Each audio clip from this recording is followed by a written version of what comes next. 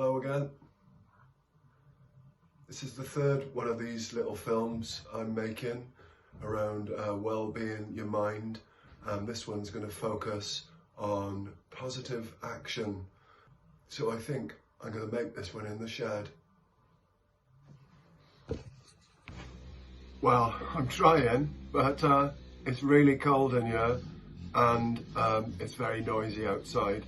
Even our primitive ancestors were rewarded for positive action.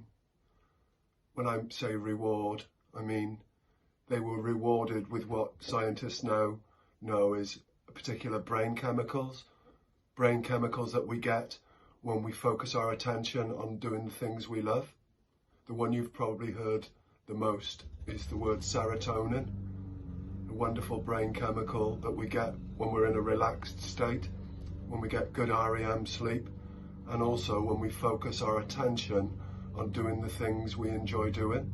Surprising, isn't it, that doing work that we enjoy doing is actually good for our brains. If our job's thrown into chaos, or we're not able to work for whatever reason, then it makes sense, doesn't it, that we might begin to suffer with that anxiety type stuff. So if you're lucky enough to be able to do the job that you love, then that's great. Anything that you can do that needs your concentration, that helps you focus your attention, is actually really, really good for you. Whether it's a job, a complex job, but other things like exercise, walking, drawing, gardening, art, music, singing, dancing. You know, the activities that when you do them, you just get lost in the moment, you get lost in the present. And when your mind's in the present, then your primitive mind isn't driving, so to speak. Because the primitive mind's either going to be in the past or in the future. As soon as our anxiety goes up, we're using our primitive thinking and it's forced to think back to the past, to events that have already gone, or to hallucinate events in the future that probably won't even happen.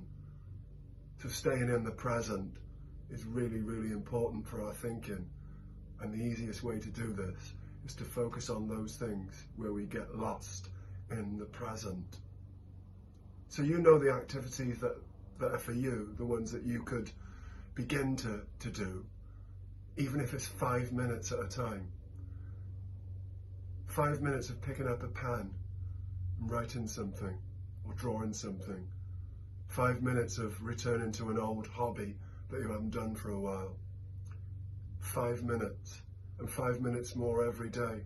Because it's these activities that will help your brain generate serotonin, as opposed to when your primitive brain's anxious, it's generating cortisol and adrenaline, making you feel really, really uncomfortable.